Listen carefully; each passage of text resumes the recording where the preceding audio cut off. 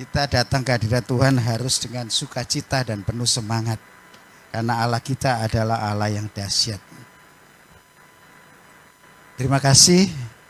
Pertama-tama saya mengucap syukur kepada Tuhan atas perkenanannya. Hingga hari ini saya masih bisa menyampaikan firman Tuhan. Terima kasih juga untuk seluruh majelis Gembala Sidang Jemaat GAB Mojosari yang juga memberi kesempatan dan mempercayakan pada saya pemberitaan firman pagi hari ini. Saudara, saya akan mengawali dengan sebuah pertanyaan. Menurut Bapak Ibu Saudara, saudara yang ada saat ini sebagaimana ada, apakah sudah berhasil? Apakah kehidupan saudara saat ini saudara rasakan sudah berhasil? Pertanyaan saya, apakah saudara saat ini merasa sudah berhasil?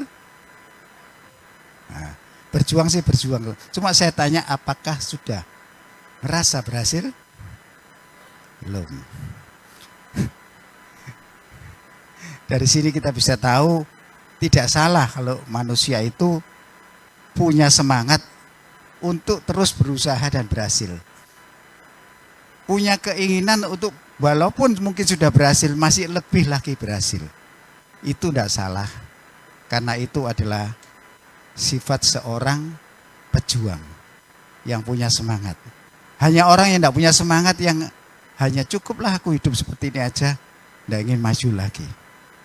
Tapi sebagai seorang pejuang Kristus, kita harus punya semangat untuk meraih keberhasilan demi keberhasilan.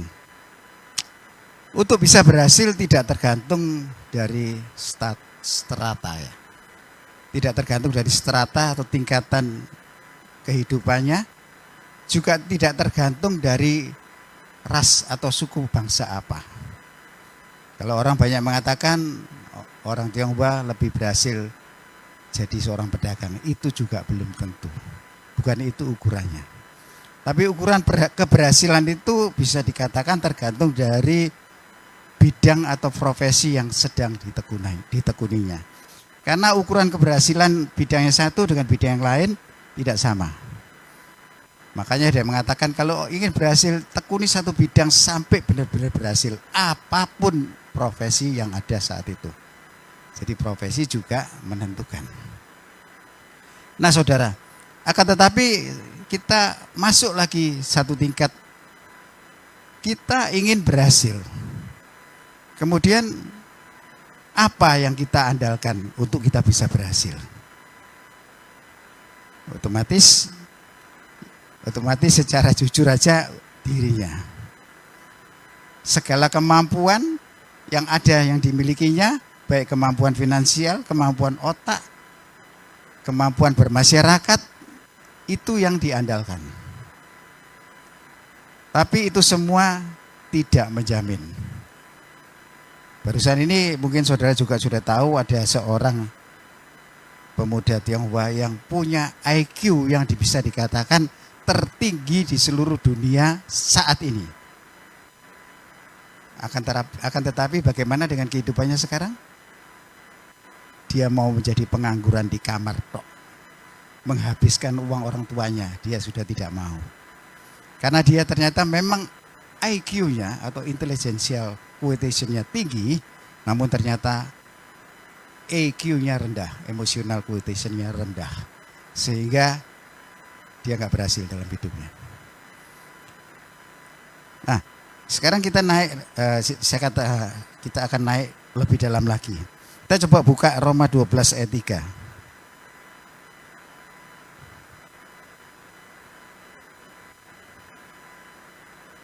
Roma 12 ayat 3. Kita baca sama-sama ya. Sudah ketemu? Yang sudah ketemu katakan amin. Bukan ini ayat masnya. 1, 2, 3. Berdasarkan kasih karunia yang dianugerahkan kepadaku, aku berkata kepada setiap orang di antara kamu, janganlah kamu memikirkan hal-hal yang lebih tinggi daripada yang patut kamu pikirkan, tetapi hendaklah kamu berpikir begitu rupa, sehingga kamu menguasai diri menurut ukuran iman yang dikaruniakan Allah kepada kamu. Berarti di sini setiap orang itu sudah ada ukuran imannya. Cuma saya kurang setuju di sini ukuran iman yang diberikan. Sebetulnya iman itu mungkin dalam bahasa aslinya saya belum selidiki. Iman itu dibentuk dari masing-masing pribadi. Ya, kita hanya dikaruniai kesempatan. Tapi iman itu dibentuk dari masing-masing pribadi. Jadi dari kata ini mungkin ada yang salah mengartikan karunia iman. Ini menggelitik telinga saya. Iman bukan dikaruniakan. Iman itu dibentuk. Yang bentuk diri pribadi masing-masing. Ini sedikit menyimpang. Nah, dari sini kita bisa melihat bahwa kita boleh meraih sebuah keberhasilan hidup itu nggak salah. Karena kita masih hidup di dunia dan kita adalah seorang pejuang yang punya semangat terus untuk berhasil, itu tidak salah. Tetapi harus ada keseimbangan. Inilah yang sering dilupakan orang, sehingga ketika mengejar karirnya khususnya di bidang sekuler, dia lupa dengan karirnya di hadapan Allah. Harus ada keseimbangan. Nah, sehingga kenapa saya katakan harus ada keseimbangan? Tidak bisa hanya diri kita sendiri, karena kembali saya katakan keberhasilan hidup sangat tergantung kepada apa yang digantung. Jadi yang digantung itu apa? Sehingga tema pagi hari ini saya katakan judulnya, kepada siapa engkau bergantung. Itulah yang menentukan keberhasilan. Kalau kita bergantungnya kepada kemampuan kita diri sendiri, kita berhasil. Menurut saudara bisa berhasil? Mungkin saudara takut jebakan pertanyaan saya. Kalau kita gunakan kemampuan kita sendiri bisa berhasil? Yang benar, orang tidak kenal Tuhan bisa loh. Hati-hati, bisa berhasil, tapi temporer. Atau keberhasilannya itu hanya sampai batas seberapa. Paling enggak sampai sebatas hidup di dunia. Berhasil. Tapi ingat, tujuan kita utamanya bukan hidup di dunia loh. Di surga. Jadi keberhasilan kita pun juga harus kita ukur dengan keseimbangan untuk juga berhasil di kehidupan selanjutnya. Nah, kalau kita sudah berbicara dengan kehidupan selanjutnya, kita sudah tahu kepada siapa kita bergantung. Ya memang karena dialah sosok kuasa yang tidak ada duanya di dunia. Kita harus bergantung sepenuhnya kepada Yesus. Apalagi di tengah-tengah akhir zaman. Di 2 Timotius 3:1 sudah mengatakan pada hari-hari terakhir akan terjadi masa-masa yang sukar. Dan masa-masa sukar saya pernah jelaskan sudah diawali dengan manusia mementingkan diri sendiri, egois. Di tengah situasi yang seperti sekarang ini, bayangkan kalau orang itu egois. Kita sudah bisa melihat perang yang terjadi saat ini. Itu adalah keegonya diri, keegoisannya. Harga dirinya ditonjolkan sehingga mengorbankan banyak nyawa. Itu sedikit cuma singgung, saya tidak nyinggung itu. Kita kembali ke pokok, kepada siapa kita bergantung. Kita akan baca satu ayat di 1 Korintus, bukan satu ayat, 5 ayat, 1 Korintus 2 ayat 1 sampai 5. Ini ayat yang akan kita bahas pagi hari ini. 2 Korintus pasal 1, pasal 2 ayat 1 sampai 5. Ternyata enggak ngantuk ya. 1 Korintus pasal 2 ayat 1 sampai dengan 5. Kita bangkit berdiri, kita baca sama-sama dengan suara keras karena cuma 5 ayat. Kita sama-sama bacanya. 3, 2, 1. Demikianlah pula ketika aku datang kepadamu saudara-saudara, aku tidak datang dengan kata-kata yang indah atau dengan hikmat untuk menyampaikan kesaksian Allah kepada kamu. Sebab aku telah memutuskan untuk tidak mengetahui apa-apa di antara kamu selain Yesus Kristus, yaitu Dia yang disalibkan. Aku juga telah datang kepadamu dalam kelemahan dan dengan sangat takut dan gentar. Baik perkataanku maupun pemberitaanku tidak kusampaikan dengan kata-kata hikmat yang meyakinkan, tapi dengan keyakinan akan kekuatan roh, supaya iman kamu jangan bergantung pada hikmat manusia, tetapi pada kekuatan Allah. Amin. Terima kasih, silakan duduk dalam hadirat Allah. Kalau kita perhatikan satu perikop ini, perkataan Paulus itu memang banyak yang luar biasa, menggelitik kita, dan khususnya kalau kita mau dengan hati-hati baca firman Tuhan, ini patut untuk sedikit sampai dalam, karena mengandung makna yang dalam juga. Dia awali dengan katakan, demikianlah pula ketika aku datang kepadamu. Dia datang kepada jemaat mana saudara?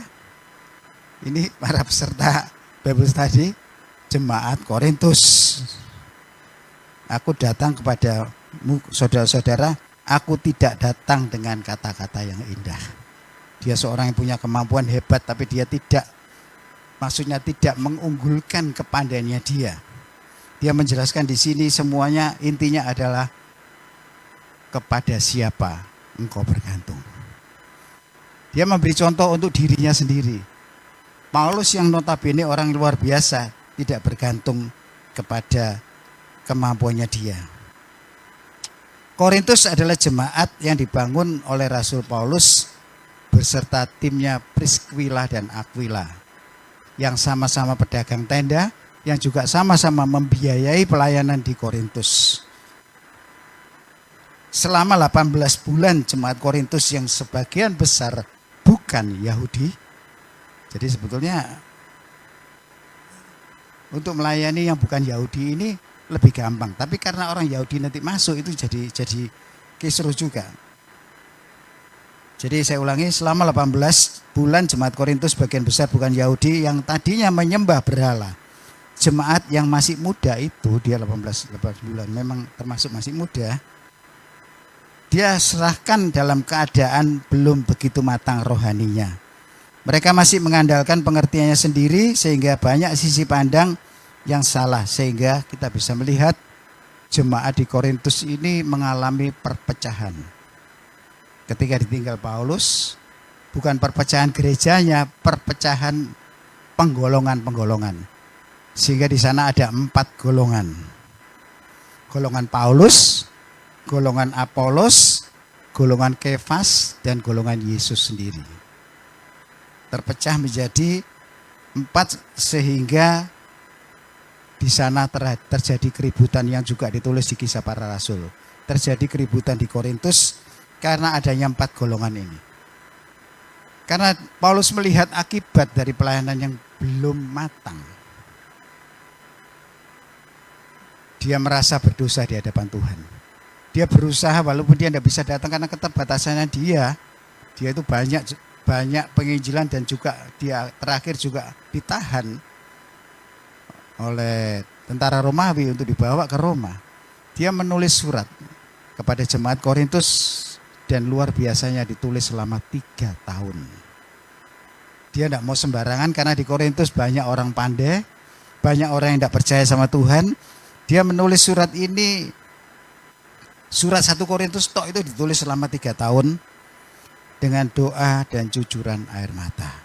Dan salah satu bunyinya yang kita bahas pada pagi hari ini yaitu di 2 Korintus 1 ayat 5. Paulus memberi kesaksian bahwa ketika dia membuka pelayanan Kristus, dia melayani bukan tergantung kepada kepiawaiannya, yang notabene dalam tanda petik bahasa Jawa itu mumpuni. Dia orang yang luar biasa. Dia murid terkasih dari Gamaliel, salah satu anggota mahkamah besar yang terkenal pinternya bukan main. Maka dia katakan, aku datang tidak dengan kata-kata yang indah. Bukan itu tujuannya dia. Dia datang dengan keberadaannya yang ada. Paulus murni bergantung pada hikmat Allah dengan mengandalkan Roh Kudus. Kalau kita lihat di ayat 4 di sana menentukan, baik perkataanku maupun pemberitaanku tidak kusampaikan dengan kata-kata hikmat yang meyakinkan, tetapi dengan keyakinan dan kekuatan Roh Kudus. Dia hanya mengandalkan Roh Kudus. Sedikit saya menyimpang. Kadang-kadang kita ini iya nggak salah sih, dalam doa kita harus juga teliti. Kalau kita membutuhkan satu kekuatan dunamos, mintanya pada Roh Kudus. Mohon pengampunan, mintanya pada Tuhan Yesus, keberhasilan pada Tuhan Yesus. Kalau Bapak kita sapa setiap pagi. Karena ketiga pribadi yang punya masing-masing kepribadian yang berbeda tapi satu. Nah, sehingga makanya juga kita bisa melihat, kita bisa melihat, nanti aja saya jelaskan selanjutnya tentang Roh Kudusnya di bawah supaya terlalu lama. Jadi Roh Kudus itu merupakan patokan hikmat yang dipakai oleh Rasul Paulus. Bahkan dengan kepandaiannya, kepiawaiannya selama ini, dia tanggalkan semua. Karena kelahiran baru adalah menanggalkan manusia lama. Dia tanggalkan semua. Kita bisa lihat Filipi 3 ayat 7-8. Filipi 3 ayat 7-8 mengatakan, tetapi apa yang dahulu merupakan keuntungan bagiku, sekarang kuanggap rugi karena Kristus. Dulu dia mengejar-ngejar jemaat Allah, dia dapat uang dari tentara Romawi karena kegigihannya untuk memberantas pengikut-pengikut Yesus. Itu suatu keuntungan bagi dia. Dia mungkin dapat penghasilan dari itu. Tapi dia katakan, sekarang ku anggap rugi. Karena apa? Karena mengenal Kristus. Jadi seseorang yang sudah mengenal Kristus, dia akan menganggap rugi segala prestasi-prestasi yang di luar Kristus. Seperti Rasul Paulus. Malahan segala sesuatu ku anggap rugi. Segala sesuatu ku anggap rugi. Karena pengenalan akan Kristus Yesus Tuhanku lebih mulia daripada semuanya. Oleh karena dialah aku telah melepaskan semuanya itu dan menganggap sampah supaya aku beroleh Kristus. Kepintarannya, kehebatannya, kemampuan finansialnya dianggap sampah. Bisa saudara seperti ini? Bisa saudara seperti ini? Kekayaan yang diperoleh dahulu mungkin dengan cara yang tidak benar dianggap sampah. Kalau ditarik garis lagi, sampah berarti perlu dibuang. Mau buang? Tidak akan. Tapi Tuhan bisa ngatur. Kadang-kadang itu dibuang oleh Tuhan sampai nol. Kalau mau dipakai Tuhan secara murni, kecuali tidak murni, tidak akan dihabiskan. Bukan berarti yang lama selalu harus dihabiskan. Enggak. Mungkin yang dicari bukan dengan kebenaran. Belum mengenal Tuhan. Tapi kalau sudah sejak kecil ikut Tuhan, ya tidak akan dibuang. Tuhan akan menaikkan dari hari ke hari lebih dan lebih lagi. Itu yang perlu saudara ketahui. Paulus menyadari keterbatasan kemampuannya. Sehingga dia merasa lemah, takut, dan gentar. Kalau tadi kembali kita ke 1 Korintus tadi, dia mengatakan, aku juga telah datang kepadamu dalam kelemahan dan dengan sangat takut dan gentar. Kalau kita pikir-pikir, apa yang ditakutkan, digentarkan Paulus? Bagaimanapun dia seorang yang pandai, dia pasti bisa menjawab setiap perkataan dengan kepandaiannya dan pengetahuannya. Tapi dia datang apa? Dengan takut dan gentar. Nanti kita bisa melihat ke semuanya itu. Kita semua bisa dikatakan sebagai pelayan Tuhan. Pelayan Tuhan itu harus murni di hadapan Tuhan. Kalau pelayan Tuhan tidak murni di hadapan Tuhan, Tuhan bilang, aku tidak kenal kamu. Pergilah kamu. Kita sebagai pelayan Tuhan, kita harus punya hati yang murni. Pelayanan sudah saya katakan bahwa ibadah itu adalah sebuah pelayanan. Sehingga kita semua juga dikatakan sebagai pelayan-pelayan Tuhan. Seperti dikatakan di 1 Tesalonika 1 ayat 5, kembali maaf, ayat-ayat ini hanya untuk menegaskan. Di sini mengatakan, sebab Injil yang kami beritakan bukan disampaikan pada kamu dengan kata-kata saja, tetapi juga dengan kekuatan oleh Roh Kudus dan dengan satu kepastian yang kokoh. Memang kamu tahu bagaimana kami bekerja di antara kamu oleh karena kamu. Dia menunjukkan dia melayani itu murni. kemurnian dalam pelayanan. Saudara, mungkin seperti tadi saya katakan, keberhasilan kita, apakah hari ini kita sudah berhasil? Ada yang bilang udah, ada yang belum. Tapi yang penting kita harus tahu, kita harus mensyukuri apa yang sudah Tuhan lakukan. Sehingga kalau kita mensyukuri apa saja yang Tuhan sudah lakukan, yang kita hidupi saat ini, kalau ditanya apakah sudah berhasil hari ini? Jawabannya berhasil. Kalau saudara menganggap belum berhasil, ya walaupun dalam satu tanda petik, berarti saudara tidak mensyukuri. Sehingga kadang-kadang kita, bukan kadang-kadang, sering kita dengarkan doa bersyukur akan atas apa yang ada pada saat kami ada saat ini. Itulah ukuran keberhasilan. Tapi semangatnya harus tetap terus dan terus, karena tidak ada batas sampai seberapa keberhasilan. Keberhasilan yang terakhir adalah ketika Tuhan menerima kita di surga. Itulah keberhasilan yang sejati. Itu kan kita nggak tahu. Makanya dari hari ke hari kita terus berjuang sehingga kita disebut sebagai pejuang-pejuang Kristus. Nah, pertanyaan keberhasilan kita sampai hari ini bergantung pada hikmat Tuhan atau pikiran kita. Kita sudah tahu kita bergantung pada hikmat Tuhan. Pertanyaan ini muncul ketika, ini sekedar riwayat, ketika saya mempersiapkan renungan ini, saat itu tanpa disengaja saya membaca di renungan harian tanggal 17 Juli 2021 yang sudah kadaluarsa tapi tidak pernah kadaluarsa isinya, yang berbicara tentang dua nubuatan yang sama-sama mengaku dari Allah, yaitu yang satu namanya Amasya. Amasya ini imam di Betel yang dipakai oleh Yerobeam di kerajaan Israel. Yang satu lagi Nabi Amos. Amos ini diremehkan karena dia sebetulnya tidak mau ngaku sebagai seorang nabi. Dia hanyalah peternak domba dari Tekoa dan pemungut buah ara. Dalam arti memungut di hutan itu loh. Seperti orang-orang Siman kalau memungut kemiri. Dia seorang yang tidak terkenal dan dia rendah saja. Dia saya peternak domba, tapi diakui Tuhan sebagai penyambung lidahnya. Di Amos 7 ayat 14, kita buka di Amos 7 ayat 14, dia mengatakan, jawab Amos kepada Amasya, aku ini bukan nabi dan aku ini tidak termasuk golongan nabi, melainkan aku ini seorang peternak dan pemungut buah ara hutan.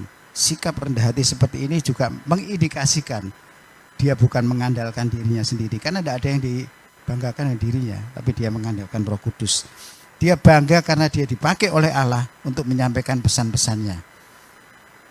Amos mengakui kerendahan hatinya, dia tidak hidup dari nubuatannya. Sedangkan Amasya itu hidupnya dia sebagai pelihat Allah. Zaman waktu itu Nabi dikatakan pelihat Allah, dan dia hidupnya dari situ. Dia takut sama Yerobeam dan dia hidup dari penghasilan itu sehingga dia membela Raja Rehoboam. Padahal itu bukan dari perkataan Yesus sendiri. Karena itu kita harus benar-benar bisa bergantung penuh pada Roh Kudus. Untuk orang-orang yang biasa itu gampang. Tapi kalau orang-orang yang sudah pandai, kalau tidak menyalipkan dirinya seperti Paulus ini, menyangkal dirinya, tidak akan bisa. Dia masih terus akan bergantung pada menggantungkan pikirannya. Tapi biarlah kita bisa belajar untuk tidak menggantungkan segala yang kita miliki. Dalam menegakkan kebenaran kita harus berbicara dengan menggunakan hikmat Tuhan, karena Tuhanlah sumber kebenaran. Dalam menegakkan kebenaran itu memang kita ini sering banyak musuhnya. Itu sudah jelas, sadari bahwa ketika menegakkan kebenaran di tengah situasi yang akhir zamannya seperti ini, di mana menghalalkan segala cara, kita pasti banyak tidak disenangi, walaupun belum tentu dimusuhi. Tapi yang jelas banyak tidak disenangi orang. Paling gampang aja di dunia sekuler lembaga KPK. Itu pasti nggak disenangi orang banyak. Karena dia berusaha menegakkan kebenaran, tapi sayangnya dan dalam tanda petik juga mereka sendiri nggak benar. Itu banyak nggak disenangi orang. Tapi yang jelas kalau kita menegakkan kebenaran yang hakiki, jadi benar-benar, kita itu pasti kasih Tuhan, pasti. Jadi jangan ragu-ragu untuk menegakkan kebenaran. Walaupun itu kadang-kadang sakit rasanya. Bahkan walaupun kadang-kadang mengorbankan teman, mengorbankan orang yang kita kasih, tapi karena dia salah kita dengan terpaksa untuk menegurnya. Keberhasilan dalam pelayanan bukan berarti selalu berjalan mulus karena ada banyak tantangan untuk melakukan kebenaran. Keberhasilan dilihat dari mampunya kita mengatasi masalah dalam pelayanan seperti Rasul Paulus, di mana di sana dia menghadapi apapun, menghadapi cambukan, karam kapal, disiksa, dihina, dia tetap melakukan demi Kristus.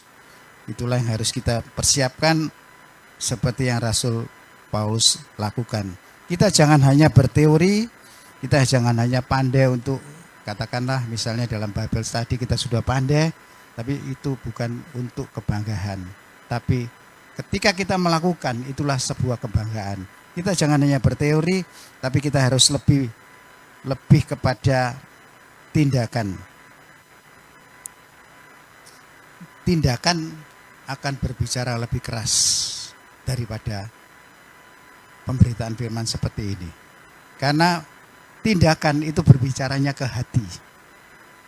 Hati yang tersentuh dengan tindakan itu berarti berbicara lebih keras daripada ketika saya sampaikan firman seperti ini. Jadi kita harus bisa mewujudkan dalam tindakan, dalam arti dalam buah-buah yang sudah yang harus bisa kita tunjukkan. Teguran dan kritikan pasti ada alasannya, baik positif maupun negatif. Jadi jangan alergi dengan teguran. Sakit, ditegur itu memang sakit loh. Apalagi kalau kita sudah ada pada kondisi yang puncak, yang merasa lebih ngerti kemudian menerima kritikan. Tidak usah saudara, saya kadang dalam hati ini, tapi terus ditekan. Kita harus berusaha untuk bisa menerima kritikan. Walaupun kita pada posisi yang katakanlah lebih tinggi stratanya dari orang yang mengkritik kita. Lebih tinggi kemampuannya daripada orang yang mengkritik kita. Teguran tidak boleh dipandang sebagai penghinaan atau merendahkan, tapi dianggap sebagai koreksi atas kekurangan atau kesalahan. Karena manusia tidak ada yang sempurna. Dan bukan hanya itu saja. Kalau kita menyadari sungguh-sungguh, kita tidak mau ditegur, berarti kita tidak sadar diri. Di dalam semua manusia katakan, ada satu bagian yang istilahnya, pernah saya sampaikan juga, blind spot. Titik buta, di mana kita tidak bisa melihat diri kita sendiri. Apa titik buta? Kalau secara fisik kita bisa melihat. Kita bisa melihat punggung kita. Kita bisa melihat, tidak usah repot-repot, melihat hidung kita sendiri, melihat mulut kita sendiri. Bisa enggak? Nah ini Peter sekarang, mulai Peter. Bisa? Bisa, pakai apa? Pakai apa? Cermin. Kalau udah ada cermin, misalnya kita gatel di punggung, ya cari orang lain. Berarti butuh orang lain bukan? Nah, ini gambaran seperti ini. Jadi kalau orang-orang yang suka tidak mau dikritik, coba sadarkan hal ini. Kita butuh cermin. Cermin itu firman Tuhan. Kita butuh orang lain untuk nolong kita. Kita nggak mampu. Makanya pendeta sekalipun, hamba Tuhan sekalipun ketika dia dalam kondisi padang gurun yang tidak berdaya, dia jangan sungkan-sungkan datang kepada jemaat biasa. Karena kondisinya lemah. Doakan saya. Demikian juga ketika istri saya kena seperti itu. Saya tidak ada rasa gengsi, malu. Hamba Tuhan biasanya nyampaikan di firman Tuhan. Gak peduli siapapun saya minta bantuan doa. Karena saya butuh itu. Buktinya saya gak berdaya kok. Ini yang perlu disadari oleh setiap yang ada pada diri kita. Status apapun mungkin kita sudah dipandang sebagai seorang yang rohaninya sudah jauh lebih tapi tetap ada blind spotnya. Kalau sudah ada blind spot ya titik butanya, kita jelas butuh orang lain. Karena kita tidak mampu mengatasi diri sendiri. Kita tidak boleh bangunlah pelayanan kita dengan bergantung pada hikmat Allah dan jangan membangun pelayanan untuk kemegahan diri sendiri.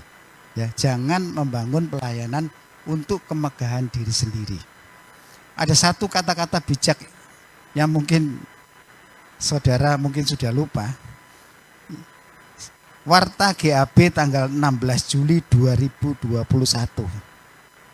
Ya, mungkin sudah tidak ada yang punya arsipnya ya. Dulu kita kan buat ya Bunda, ada warta GAB.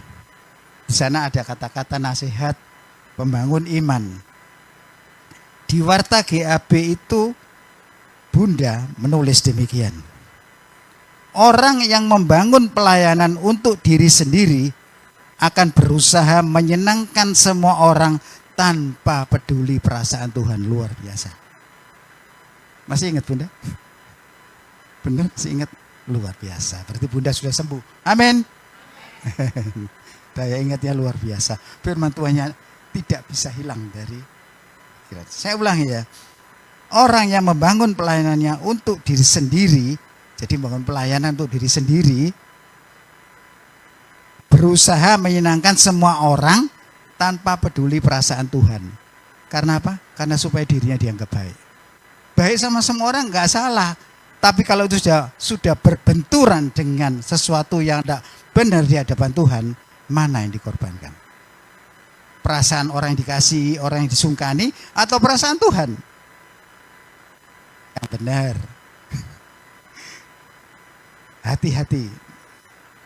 Ketika kita bilang seperti itu, bisa diperhadapkan. Siap-siap aja. Saya sudah sering mau ngomong gini, nanti siap diperhadapkan seperti itu. Dengan orang yang begitu baik, tapi orang itu melakukan sesuatu yang tidak benar di hadapan Tuhan yang tanpa dia sengaja, beranikah kita untuk menegur supaya kita tidak murni dikatakan orang baik? Pasti menyakiti, karena seseorang yang dikritik itu kebanyakan masih sakit hati. Siap? Enggak ada yang ngomong satu pun. Siap? Demi kemurnian pelayanan kita harus siap. Dalam segala masa musim hidup kita butuh Tuhan. Terlebih tempat kita bergantung. Nah, bagaimana caranya kita bergantung kepada Tuhan seperti Rasul Paulus katakan di 2 Korintus ini tadi 1 ayat 5, 2 Korintus 2 ayat 1 sampai 5. Ada 3 hal pokok yang perlu kita lakukan supaya kita benar-benar bisa bergantung kepada Tuhan, dan 3-tiganya enggak mudah. Yang pertama adalah pokoknya Yesus. Atau dengan kata lain, hanya tahu Yesus tok. Sebuah kata-kata ekstrim, tapi jangan diartikan semuanya seperti itu, enggak. Pokoknya Yesus, hanya tahu Yesus ketika kita berada pada satu titik yang kita enggak berdaya. Kenapa saya pengen omongkan poin ini seperti ini? Kita lihat perkataan Paulus di ayat 2. Sebab aku telah memutuskan untuk tidak mengetahui apa-apa di antara kamu selain Yesus Kristus, yaitu Dia yang disalibkan. Aku telah memutuskan, Paulus memutuskan untuk enggak tahu apa-apa di antara kamu selain Yesus. Berarti pokok Yesus. Gak mau tahu apa-apa. Pokoknya Yesus dan hanya tahu akan Yesus. Ini merupakan pernyataan sikap bergantung sepenuhnya. Atau dalam bahasa Jawanya gandol. Gandol kalau peneguhannya biasanya bahasa Jawa itu ditambahi lagi ndol. Gandol, ndol sama Yesus. Itu adalah sikap untuk bergantung sepenuhnya. Namun perhatikan, jangan ekstrim, salah. Yang dimaksud pokoknya Yesus bergantung sepenuhnya bukan berarti Petrus nggak tahu apa-apa. Dia bersikap nggak tahu, tapi bukan berarti dia tidak tahu. Ada orang yang mau milihnya pokok nggak tahu lah, nggak usah mikir lah, aku nggak tahu lah itu. Enggak loh. Beratnya itu kalau seseorang tuh tahu banyak, kemudian bersikap nggak tahu apa-apa, ini berat. Lebih mudah orang yang tahunya cuma sedikit terus kemudian bersikap nggak tahu apa-apa, itu gampang. Ingat, Paulus seorang ahli Taurat yang dalam firman Tuhan sudah di luar kepala. Ini sering salah artikan, di luar kepala itu hilang ya. Maksudnya udah ingat semuanya. Saya sering digitukan sama adik ipar saya. Aku firman Tuhan hafal di luar kepala. Iya, hilang terus ya. Di luar kepala. Ya, sesungguhnya dia itu banyak tahu. Yesus mengatakan di Matius 18 ayat 3. Sejenak kita lihat Matius 18 ayat 3. Aku berkata kepadamu, sesungguhnya jika kamu tidak bertobat dan menjadi seperti anak kecil ini, kamu tidak akan masuk kerajaan surga. Kenapa ayat ini dikatakan oleh Yesus seperti itu? Kaitannya erat dengan Paulus. Bagaimana dia yang pandai itu untuk bersikap nggak tahu apa-apa? Ya, jalan satu-satunya bersikap sebagai anak kecil. Positifnya anak kecil ini ya. Andre pernah menyampaikan negatifnya juga tidak salah. Jadi firman Tuhan itu perhatikan, sedang berbicara dalam konteks apa? Konteks ini terkonteks bergantung sepenuhnya. Ya, tirulah anak kecil. Dan itu Tuhan buat itu, perumpamaan itu bukan sekedar buat perumpamaan. Itu benar-benar terjadi di dalam kehidupan kita.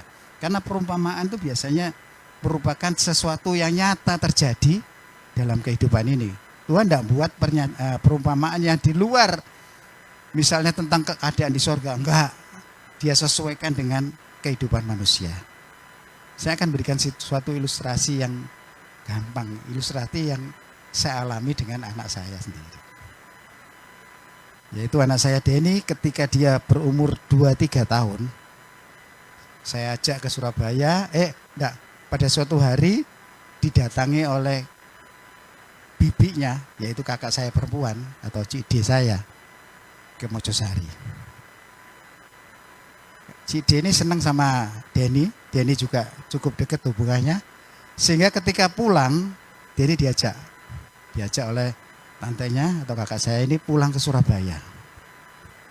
Karena hubungannya dekat, tidak ada masalah, ya senang enjoy saja sih, namanya Denny ini diajak. Senang dia diajak naik mobil ke Surabaya. Menjelang malam. Nah, biasanya kita kalau menjelang malam ini mulai mikir. Dia mikir toleh kiri kanan yang kebiasaan dia. Yang punya hubungan lebih dekat dari Cidi saya. Mulai dia ingat. Begitu dia sadar, dia nangis. Dan satu kata tok. Lihat mama. Cuma itu aja. Dibujui apapun nggak mau, lihat mama. Mau lihat mamanya. Ini fakta. Sehingga ya malam itu mungkin kebingungan. Besok paginya saya ke Surabaya untuk menjemput. Barulah ketemu dengan mamanya, diem. Dalam arti pokoknya mama. Sama dengan kita ini juga harus bersikap seperti itu. Pokoknya Yesus. Yang lain nggak mau. Ditawari kehidupan dunia yang luar biasa, mewah, yang mengenakkan daging.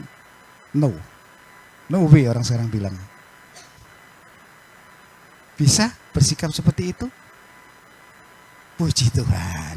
Siapa yang ngomong tadi? Bisa, puji Tuhan. Mungkin Bu Zuyak sudah mengalami selama ini. Jadi kita apapun dalam diri kita, pokoknya Yesus. Pokoknya aku hanya tahu Yesus.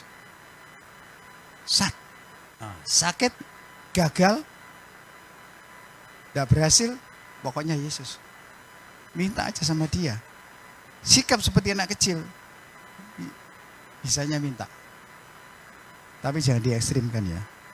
Ini hanya dalam satu bidang tertentu yang seperti itu.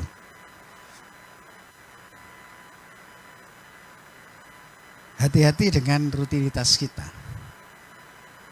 kesibukan kita. Itu yang juga akan membuat kita ini tidak bergantung lagi kepada Tuhan. Karena menjadi lupa. Saya ngomong, saya sendiri ngalami. Ketika sibuk dengan rutinitas, sibuk dengan keinginan daging kita tidak pedulikan Tuhan. Mungkin istri saya yang ngomong, ya kena lu. Saya kadang-kadang juga seperti itu. Kita harus bagaimana memusatkan untuk Tuhan. Waktu dengar ibar. Waktu sekarang ibadah sepenuhnya untuk Tuhan. Toh waktu yang dibuang sama. Waktu yang kita lepaskan juga sama. Jadi dalam kurun waktu yang sama, kita harus mengambil keuntungan sebesar-besarnya dari pelajaran yang bisa ditarik.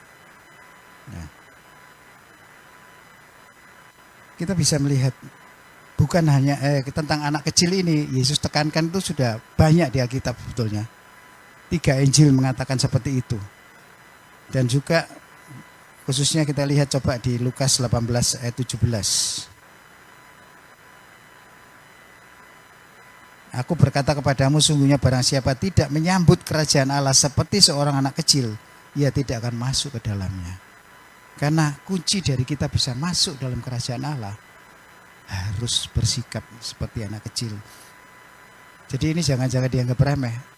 Mau masuk kerajaan surga? Iya, bersikaplah seperti anak kecil. Anak kecil bagaimana? Selidiki.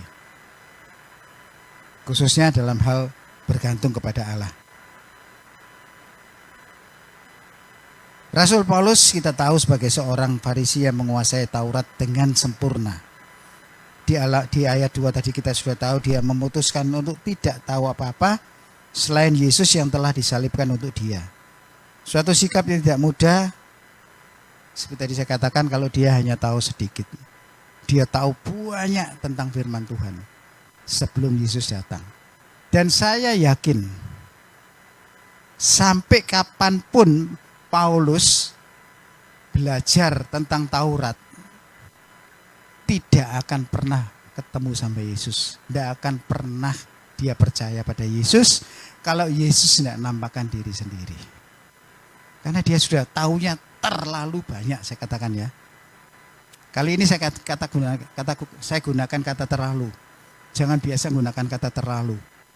Telinga saya kering kalau mengatakan juga saya terlalu percaya. Aduh, hebatnya sudah melebihi Paulus. Ini terlalu, saya gunakan kata terlalu karena Paulus sih terlalu mengandalkan kemampuannya dia menguasai Taurat. Akhirnya dia anggap itu semua sampah, ternyata di hadapan Yesus. Ya, jadi kita harus memutuskan untuk tidak tahu apa-apa walaupun dia itu tahu banyak. Untuk seperti ini tekanan-tekanan dalam diri kita itu pasti banyak. Contoh paling gampang, misalnya saudara sudah menguasai firman Tuhan, ikut Bible study, bahkan menguasai lebih dari saya yang bisa ngajarkan, karena saya pun juga sama-sama belajar. Kemudian nanti kita akan cenderung mudah untuk menghakimi. Tapi saya sering katakan bahwa pengetahuan yang saudara terima, jadikan itu filter dalam diri masing-masing. Sehingga ketika mendengar dari luar sesuatu, langsung tahu itu salah, tapi bukan menyalahkan. Dalam arti kita tahu itu salah, kita tidak akan terpengaruh. Karena kita sudah ada filter dari pengetahuan kita. Kita bisa melihat, seperti tadi saya katakan, satu hal kontradiksi dari kehidupan Paulus yang sebelumnya dan sesudahnya. Bayangkan pada saat-saat pertama, saat-saat titik balik, di mana Paulus ingin bergabung dengan murid-murid Yesus. Saya lupa, membutuhkan waktu tidak salah 18 tahun atau berapa untuk bisa diterima menjadi salah satu dari rasul. Kita tahu Petrus itu seniornya. Akan tetapi dia, seperti tadi saya katakan, demi Kristus dia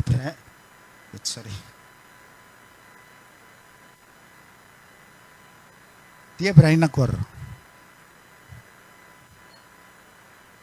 Maaf ya, supaya enggak. Maaf Pak Eno, taruh sini. Demi Kristus dia memberanikan diri untuk menegur Petrus. Dan luar biasanya Petrus juga enggak marah. Mungkin saat itu merasa tersinggung. Kita bisa melihat bagi orang-orang yang benar-benar sudah dipakai Tuhan dengan sungguh-sungguh dan menyalibkan dirinya, terjadi seperti itu. Sekali lagi juga Paulus ini, dia pernah menolak Markus atau Yohanes Markus. Ditolak mentah-mentah sampai bentrok pisah sama Barnabas. Tapi juga tidak bermusuhan, tetap kerjasama. Ketika Markus bertobat, diterima lagi oleh Paulus. Dia menerima kritikan. Ini orang yang luar biasa. Kita pun juga harus bisa seperti itu. Bukan hanya dasar kita tahu banyak terus dipakai untuk tidak mau terima kritikan. Tapi atas dasar dari kita ini tetap belum sempurna. Sehingga ketika ada dari luar yang menyempurnakan tetap diterima. Walaupun orang itu taunya cuma itu toh. Karena satu kata yang dia terima dari orang lain disampaikan itu adalah sesuatu yang kita sendiri tentunya tidak tahu. Sedikit menyimpang ketika istri saya dinyatakan ada kambuh di dalamnya dengan pemeriksaan yang bertentangan yang membingungkan dokternya sendiri. Saya tanya, kenapa Tuhan? Jawabannya itu persekutuan El Shaddai bulan yang lalu. Waktu itu pendeta siapa namanya? Lupa saya. Siapa? Kakaknya Pak Ajis, Andi Pongo. Walaupun dia menyitir perkataan orang lain, dia katakan fakta akan tunduk kepada kebenaran. Pertama ini perang di sini. Benar enggak itu kata-kata itu? Setelah saya pikir-pikir dan menjelaskan, ini jawaban Tuhan. Fakta itu bagaimanapun harus tunduk pada kebenaran. Sehingga kita jangan terlalu percaya pada fakta. Boleh percaya pada fakta, karena fakta itu suatu bukti. Tapi iman kita bisa lihat bukti dari segala sesuatu yang tidak kita lihat. Fakta yang seperti itu diperiksa secara visual bertentangan. Akhirnya tunduk pada kebenaran. Kebenarannya adalah istri saya telah disembuhkan dengan sempurna. Itu keyakinan saya. Yang kedua, wah ini panjang.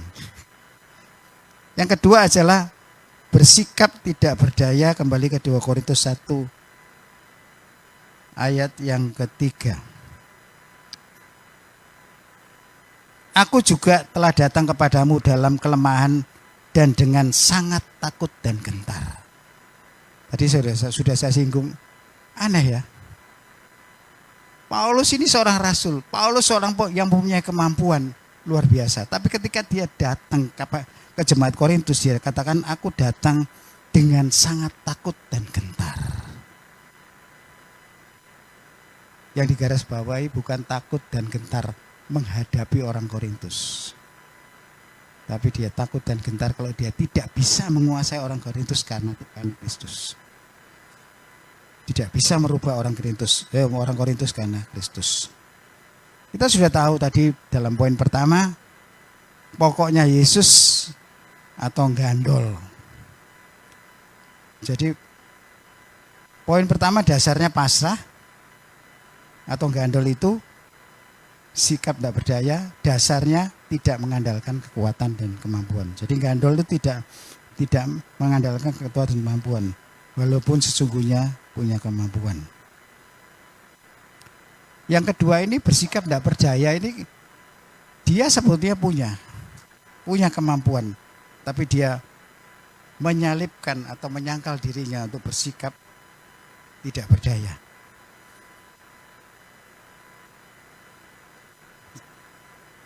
Sedikit berbeda dasarnya. Kalau tadi pokoknya Yesus itu pokoknya atas dasar hanya taunya Yesus. Kalau bersikap tidak berdaya ini tidak mengandalkan kekuatannya. Yang tadi pertama tidak mengandalkan pengetahuannya, yang kedua tidak mengandalkan kekuatannya. Paulus dalam pelayanannya ketika melayani jemaat Tuhan, melayani Korintus, melemahkan diri, bahkan dikatakan takut dan gentar kepada jemaat Korintus. Karena apa? Karena jemaat Korintus dipandang sebagai jemaat milik Yesus. Dan kita lihat Paulus menegaskan sikapnya di 2 Korintus 10 ayat 1 sampai 2. Penting ayat ini. Jadi dia menjelaskan di suratnya yang kedua, 2 Korintus 11.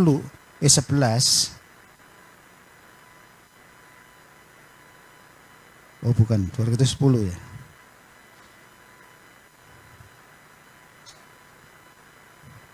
Ya, 2 Korintus 10 ayat 1 dan 2 yang berbunyi demikian. Aku Paulus, seorang yang tidak berani bila berhadapan muka dengan kamu, tetapi berani terhadap kamu bila berjauhan. Aku memperingatkan kamu demi Kristus yang lemah lembut dan ramah. Aku minta pada kamu, jangan kamu memaksa aku untuk tidak menunjukkan keberanianku dari dekat, sebagaimana aku berniat bertindak keras terhadap orang-orang tertentu yang menyangka bahwa kami hidup secara duniawi. Perhatikan, aku Paulus yang seorang yang tidak berani bila berhadapan muka dengan kamu. Artinya apa? Dia mengakui dirinya sendiri, ini merendahkan benar loh. Orang Jawa, patah Jawa kasar, saya tidak berani ngomong. Yang intinya berani muka, berani pantat, maaf ya, tapi tidak berani muka. Hah? Gak wani ngomong. Ya, itu kadang-kadang saya berusaha untuk tidak suka kelepasannya gitu ya. Ini pernyataan yang sangat-sangat merendahkan. Dalam arti bahasa Indonesia apa? Disingkat pengecut. Enggak enak loh dikatakan pengecut itu penghinaan, enggak enak. Pengecut.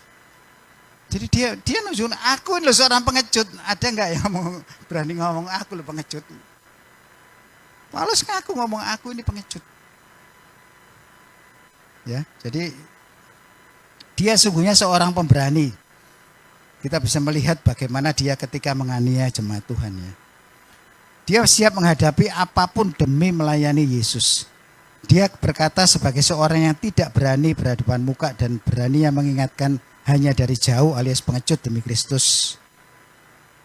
Tapi dia melihat bagaimana Kristus yang lemah lembut pun mau merelakan dirinya menjadi terhina. Dia melihat seperti itu. Figur Yesus benar-benar dia harus lakukan dan dia sudah lakukan. Ini benar-benar luar biasa.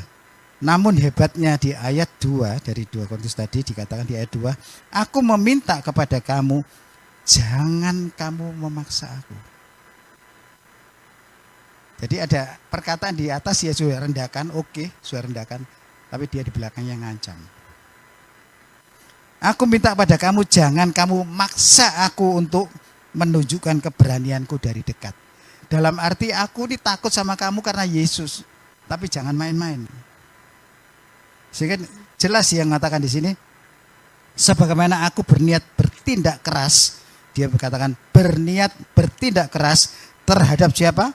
Orang-orang tertentu yang menyangka bahwa kami hidup secara duniawi, yang menuduh dia hidup secara duniawi, yang bertentangan dengan kebenaran Allah. Ini dia tentang keras. Tapi kalau itu demi kasih Kristus, dia tidak berani ngomongkan di depannya, di belakang lewat surat. Ini bukan berarti benar-benar pengecut, enggak. Dia merendahkan diri serendah-rendahnya. Dia seorang pemberani. Kita tahu Paulus itu jelas seorang pemberani. Tidak ada orang yang mengatakan Paulus itu seorang pengecut, mungkin orang enggak percaya. Dia seorang pemberani. Buktinya sebelum dia bertobat, dialah satu-satunya yang diandalkan oleh mahkamah agama untuk bisa menganiaya Tuhan. Dan semuanya itu bisa terjadi karena dasarnya adalah kasih dan ketaatan yang luar biasa kepada Yesus. Paulus ini seorang yang memiliki kasih yang begitu besar pada Yesus karena dia tahu pengorbanannya setelah dia mendapat penglihatan di perjalanan ke Damsyik. Dan dia memiliki ketaatan yang sesungguhnya sudah dimiliki sejak dahulu. Kalau ketaatan tidak usah diragukan. Paulus taat benar terhadap hukum Taurat. Jadi ketika dia tahu, yang dia dulu menganggap Taurat adalah benar. Paling sempurna adalah Taurat. Begitu dia tahu yang lebih benar, dia tinggalkan yang lama. Dan dia melakukan dengan sangat beraninya, dengan sangat teguhnya kebenaran di dalam Tuhan yang berdasarkan kasih. Para pelayan termasuk saya juga khususnya, karena saudara tadi saya katakan ada semua juga pelayan Tuhan, harus bersikap seperti Paulus yang tidak usah terlalu mengandalkan apa yang kita mampu. Tapi bagaimana kita bisa melakukan lebih untuk Tuhan. Kita tidak boleh berpuas dengan sekarang seperti katakan berhasil. Oke, berhasil. Saya harus merasa hari ini berhasil. Untuk apa? Untuk saya bisa menyukuri. Tapi kalau tanya cukup, belum. Karena sudah terlalu tidak terhitung. Lagi-lagi saya katakan terlalu. Karena memang tidak bisa ngitung. Kebaikan Tuhan dalam diri kita ini sangat banyak. Tidak usah pakai terlalu. Sudah sangat-sangat banyak. Tidak terhitung. Sehingga bisa dikatakan tidak terhingga. Sehingga kita harus benar-benar dari hari ke hari berusaha untuk lebih dan lebih dan lebih. Karena Tuhan tidak menginginkan kita ini stagnan. Bunda pernah menyampaikan bahwa gimana kita harus naik seperti tingkat tangga demi tangga. Naik terus naik. Naik sampai nanti bertemu dengan Tuhan. Kita harus menyadari bahwa kalau kita ada sebagaimana kita ada, semua ini hanya karena kairos atau kesempatan yang Tuhan berikan kepada kita. Karena ada saatnya namanya kesempatan itu sampai pada satu titik selesailah sudah pulang. Jadi bedanya kronos dan kairos. Kronos adalah waktu yang kita jalani saat ini dari detik, menit, jam, hari, bulan, tahun, abad dan selanjutnya. Tapi kairos itu adalah sebuah kurun waktu, sama-sama waktunya. Kurun waktu yang diberikan kepada kita yang tahu batasnya cuma Tuhan. Lah, karena yang tahu batasnya cuma Tuhan, tugas kita ya terus berjuang terus. Kalau kita ditunjukkan batasnya, ini berandai-andai yang sesungguhnya juga nggak mungkin terjadi. Misalnya Pak Sukaryo, tak kasih umur 90, mau Pak Sukaryo? Kamu nanti tak kasih umur 90 tahun. Wah, umurku 90 tahun. Tak pepet aja nanti kurang 2 tahun aja. Aku tak hura-hura seenakku sendiri. Toh nantinya Tuhan melihat yang terakhir. Pernahkah saudara mikir seperti ini? Makanya Tuhan tidak ngasih tahu kapan dia panggil. Manusia kalau diketahui seperti itu diatur. Jelas nanti kurang 2 tahun aja. Tak sungguh-sungguh wis. Sekarang tak puas-puaskan hidup ini. Loh, yang tahu kita yang tidak tahu kapan dipanggil pun berani memuaskan hidupnya seenaknya. Apalagi kalau dikasih tahu. Tuhan itu tahu benar, tahu persis ciptaannya ini. Ya. Nah, yang ketiga atau yang terakhir karena waktu. Yang ketiga adalah mengandalkan kekuatan kuasa Roh Kudus. Di ayat 4-5 dari 2 Korintus. Baik perkataanku maupun pemberitaanku tidak kusampaikan dengan kata-kata hikmat yang meyakinkan. Paulus mau menjelaskan bahwa bukan karena kepandaianku aku berbicara, aku meyakinkan kamu. Saya jadi ingat tanda petik. Jangan bangga dengan pandai bicara. Di sini Paulus mengatakan seperti itu. Dia sendiri mengatakan, baik perkataanku maupun pemberitaanku tidak kusampaikan dengan kata-kata hikmat yang meyakinkan. Berarti kan dia ngomong seperti ini secara tidak langsung dia ngaku, aku sanggup untuk mengatakan seperti itu. Aku bisa. Ini pun saya pernah dengar dari pendeta Petrus Agung, dia ngomong, saya itu sanggup dengan kemampuan sejarah dan mengetahui firman Tuhan untuk berbicara, meyakinkan orang pakai pikirannya bisa. Saya takut. Sehingga dia benar-benar berusaha mengandalkan Roh Kudus. Sama dengan Paulus ini, bahaya sekali. Karena selisihnya tidak kelihatan. Baik perkatakan maupun beritaan tidak kusampaikan dengan kata-kata hikmat yang meyakinkan, tetapi dengan keyakinan akan kekuatan roh. Supaya iman kamu jangan bergantung pada hikmat manusia, tapi pada kekuatan Allah. Dia ingin apa yang dia lakukan yang susah payah ini dicontoh oleh jemaat. Untuk tidak mengandalkan kekuatan Roh Kudus berarti bergantung pada Tuhan Yesus. Kaitannya apa? Karena Roh Kudus yang memberi Tuhan. Otomatis kita gantungnya pada Sang Pemberi. Kalau kita bergantung pada Sang Pemberi pasti akan menyediakan Roh Kudus bagi kita. Kita bergantungnya pada Yesus sehingga cocok dengan poin yang pertama, pokoknya Yesus.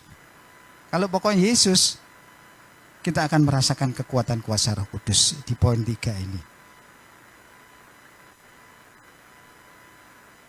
Kita bisa melihat bagaimana ketika kita mengandalkan kuasa Roh Kudus, kita akan menikmati hidup yang penuh dengan mukjizat. Amin. Sebetulnya kita ini dibentuk untuk menikmati hidup, menjalani hidup yang penuh dengan mukjizat. Nanti saya jelaskan di belakang terakhir. Kita harus mengandalkan hikmat Roh Kudus di mana di sana ada kekuatan Allah di dalamnya. Karena Roh Kudus itu adalah simbol kuasa. Seperti saya katakan, 3 pribadi masing-masing ada. Dan Roh Kudus ini adalah simbol dari kuasa. Dunamos. Dari 3 pribadi, Yesus pun butuh Roh Kudus. Bapak pun butuh Roh Kudus. Bukan karena tidak bisa bersendiri-sendiri, enggak. Karena memang harus bertiga-tiga. Sama-sama bertiga ini. Ketika menciptakan langit dan bumi pun Roh Kudus berperan di sana. Kejadian 1 ayat 1 mengatakan pada mulanya bumi belum berbentuk. Roh Allah melayang-layang. Siapa roh Allah? Roh Kudus. Kita kadang-kadang bingung belajar dalam perjanjian lama. Yang mana Roh Kudus? Yang mana Bapa? Yang mana Putra? Yang mana Allah Anak atau Yesus? Makanya ada beberapa hamba Tuhan mengatakan belajarlah lebih dulu lebih dalam perjanjian baru. Setelah belajar lebih dulu perjanjian baru akan tahu, oh itu termasuk yang Allah Bapa, ini termasuk Roh Kudus, itu termasuk Allah Anak. Sehingga jangan ngomong, orang ada banyak ngomong, pendeta sekalipun juga ngomong bahwa pada zaman perjanjian lama Yesus belum ada. Ada loh. Roh Kudus belum ada. Ada yang ngomong seperti itu.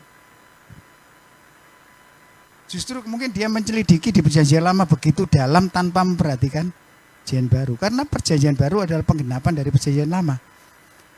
Yang sempurna di perjanjian lama. Kalau belajar yang ngotot di perjanjian lama, terbalik mesti. Yang sempurna ada di perjanjian baru. Belajar yang ngotot di perjanjian lama, tidak ketemu. Malah menimbulkan perdebatan. Tidak boleh makan ini, tidak boleh makan ini.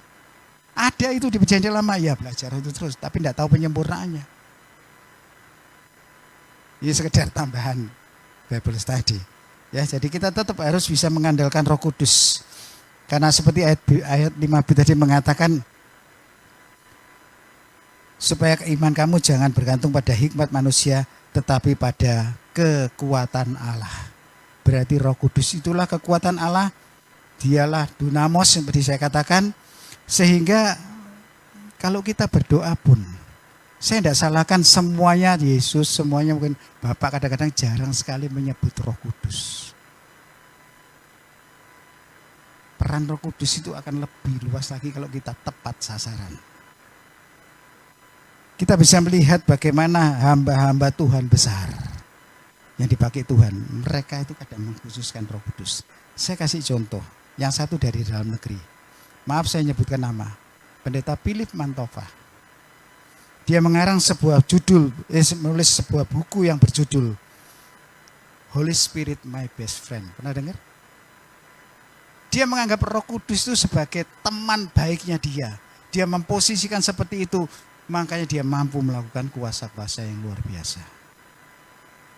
Saya katakan lagi tidak salah loh ya. Kita nyebut Yesus kan tidak salah, tapi spesifiknya kalau lebih, itu hasilnya juga lebih luar biasa. Pendeta dari luar negeri, banyak ya, tapi ini sebagian aja. Benny Hinn. Apalagi kalau yang namanya Billy Graham, tentang Roh Kudus itu banyak. Ini yang jelas Benny Hinn menulis Selamat Pagi Roh Kudus. Pernah tahu bukunya? Kalau biasa di toko-toko buku rohani, saudara mesti tahu ini ada. Dia menulis dengan judul Selamat Pagi Roh Kudus.